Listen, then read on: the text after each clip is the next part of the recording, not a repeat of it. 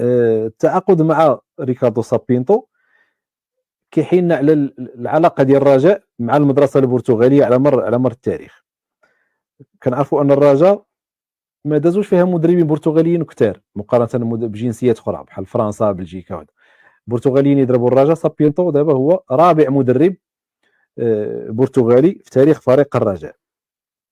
اول مدرب درب الرجاء كان في موسم ديال 87 88 كان هو فرناندو كابريتا. المدرب هذا من المدربين يعني التاريخيين الاسطوريين في الرجاء، اللي يعني محببين القلب ديال الرجاويين، لانه اول لقب ديال البطوله فاز به الرجاء في التاريخ ديالو في موسم 87 88 كان من خلال مدرب فرناندو كابريتا، اللي كان نجح في قياده الفريق للفوز بالدوري بعد سنوات طويله من الاستعصاء، وكان كمل مع الموسم اللي من بعد 88 89، ولكن وقع طلاق في المنتصف ديال الطريق، وخلى المكان ديالو رابح سعدان مدرب جزائري اللي كمل هذاك الموسم كان دا فيه شامبيونز ليغ دافريك، اول لقب ديال الرجاء، كاس افريقيا الانديه البطله التسميه القديمه ديالو انذاك.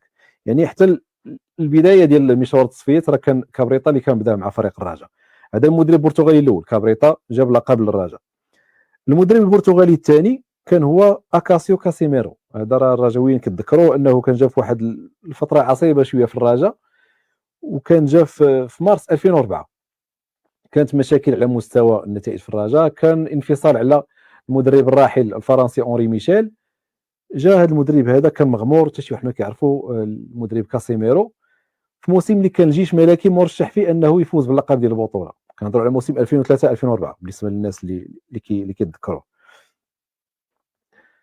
حتى اخر الدوره 30 الرجاء مشاو يلعبوا في قنيطره ضد فريق النادي القنيطري، كان خاصهم يربحوا ويتسناو فريق الجيش الملكي تعثر في الميدان ديالهم على الكوكب المراكشي. كانت مباراه شكليه هذيك بالنسبه للفريق الكوكب. الرجاء مشاو قنيطره ربحوا الكاك ب4-1، وحتى شي واحد ما كان كيامن باللي الجيش الملكي غادي يضيع التتويج باللقب في مجمع الرياضي مولاي عبد الله في الرباط امام الجماهير ديالو بكافه النجوم الاسماء الكبيره اللي كانت عنده في هذيك السنه بقياده المدرب محمد فاخر. الكوكب كانوا متفوقين على الجيش، كانوا متفوقين على الكوكب المراكشي، وفي اخر دقيقه في المباراه كانت كوكب سجلت هدف ديال 2-2 واللقب مشى للرجاء. حتى اللاعبين الرجاء انا باقي عاقل هذاك الماتش ما كانوش صدقوا نفسهم وما كيحتفلوا مع الجماهير ديالهم في ملعب بلدي بقنيطره.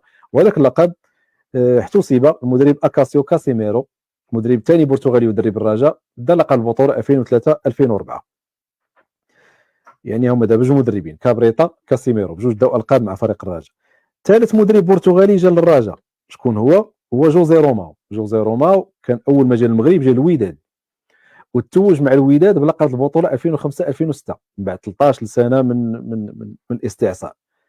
من بعد ذاك الباساج في الوداد مشى خارج المغرب تجربه اخرى، رجع للمغرب عبر بوابه فريق الرجاء.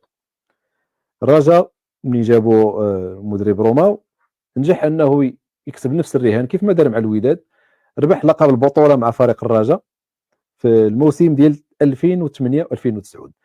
يعني اللي بغينا نقولوا بهذه الاحصائيات والارقام ان ما كاينش مدرب برتغالي جا للرجاء وما داش معاه لقب.